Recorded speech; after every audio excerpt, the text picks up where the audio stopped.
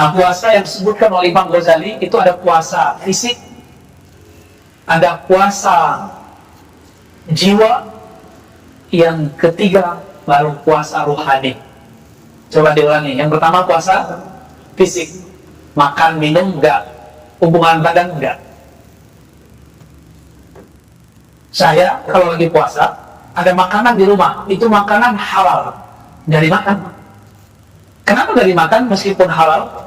Bukan barang najis, bukan barang curian. Karena dalam diri ini ada niat ingin berpuasa. Niat itulah yang Allah pandang. Jadi Allah itu nggak pernah pandang fisik seseorang, yang dipandang cuma kalbunya. Nah, orang yang berpuasa itu merasa dipandang, dilirik oleh Allah SWT, sehingga meskipun tidak ada siapapun di rumah, tidak akan ada yang berani makan dan minum sendiri. Benar kan? Ya, benar ya? Itu hebatnya niat. Itu hebatnya niat. Maka niat itu langsung berhubungan dengan Allah. Kenapa? Imam Abu Ishaq Ash-Shirazi punya kitab Al-Muhadzab mengatakan, niat itu fil qalb. Niat itu di qalbu. Qalbu itu dekatnya dengan Allah, seperti dekatnya tangan saya, dekat gak dengan ini? Dekat gak? Begini Allah menggenggam qalbu. Dekat gak? Ini ada qalbu, Allah genggam. Mau dilempar, mau dibolak-balik. Sedekat itulah qalbu dengan Allah yang membolak-balik qalbu. Jika seseorang berbicara di dalam qalbunya, dia sebenarnya sedang didengarkan Allah Subhanahu wa ta'ala. Maka hati-hati, jangan sering-sering main hati. Ya, nanti kalau didengar Allah gawat. Ya, bisa tanggung jawab nggak? Baik. Ini baru puasa awal, puasa zahir. Puasa zahir kalau sudah niatnya itu membuat dia tidak akan makan dan minum. Dia kuat untuk berlapar-lapar. Dan itu cukup.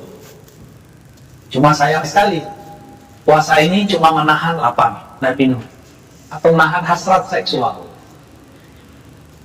Ada tingkatan kedua, puasa nafsiyah. Apa istilahnya? Puasa jiwa, puasa ego. Inilah yang disebutkan dalam hadis Imam Al-Bukhari. Nabi SAW mengatakan, "Idza kana yaumu shaumi ahadikum."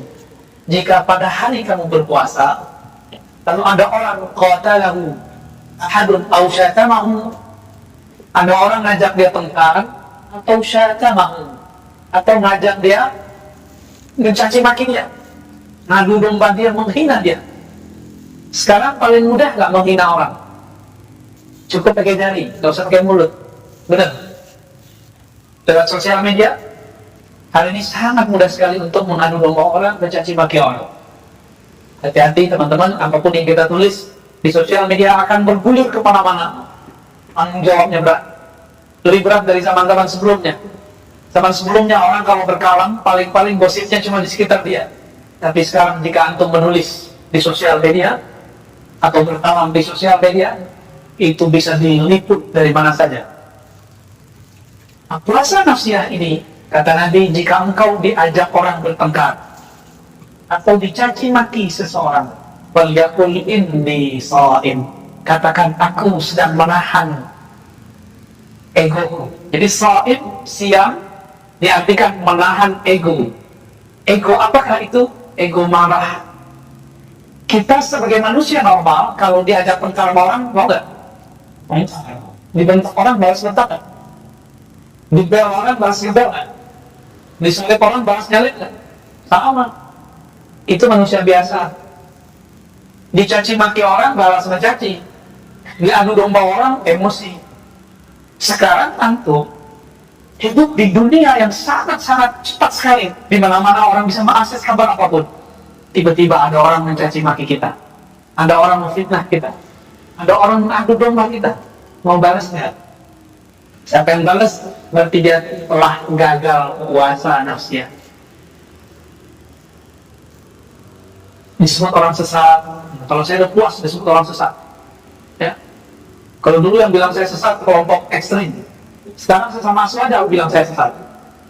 Ya. Lebih canggih lagi, sesama ahli sunnah. Tapi saya nggak boleh terpancing, karena Nabi mengatakan, jika kamu pribadi yang berpuasa di hari yang berpuasa, lalu ada orang sedang mengata-ngatainmu, Ada ngajak tengkar kamu, falyaqul inni shaim. Cukup katakan saya sedang shaim, saya sedang puasa. Puasa apakah itu?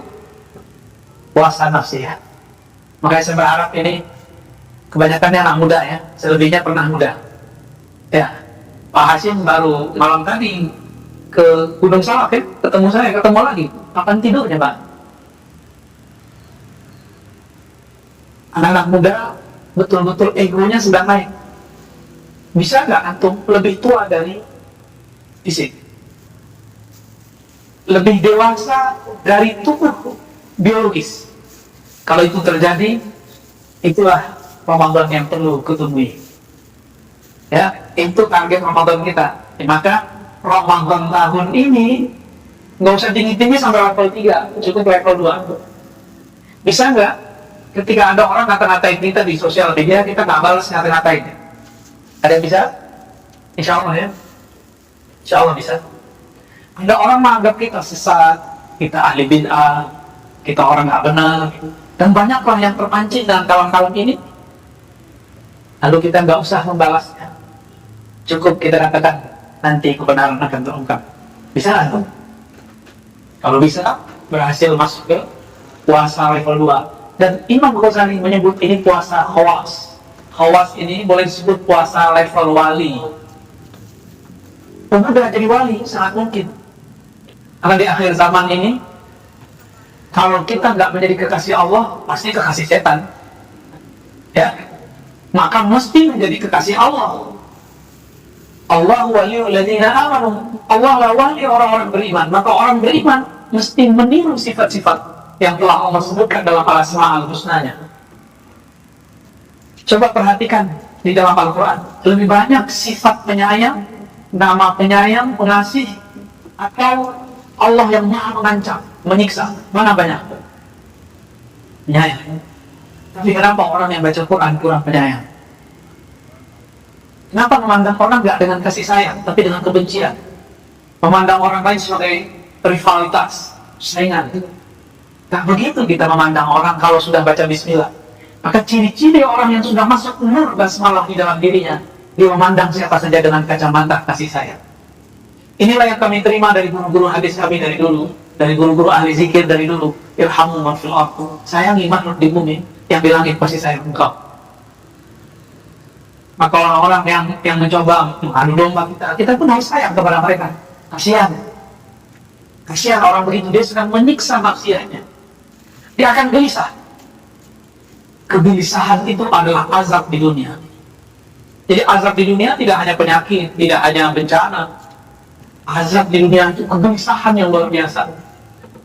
Inilah yang terjadi pada orang-orang yang melawan kata hatinya, mengikuti nafsinya. Jadi jangan nunggu bulan Ramadan ya. Jangan nunggu bulan Ramadan. Oleh karena itu memang benar kata ulama-ulama kita terdahulu, hendaklah engkau menjadi Rabbaniyin, Samadaniyin, wala takunu Ramadaniyin. Jadilah kamu dua karakter. Rabbani. Rabbani ini karakter yang kalbunya terikat dengan Rabb.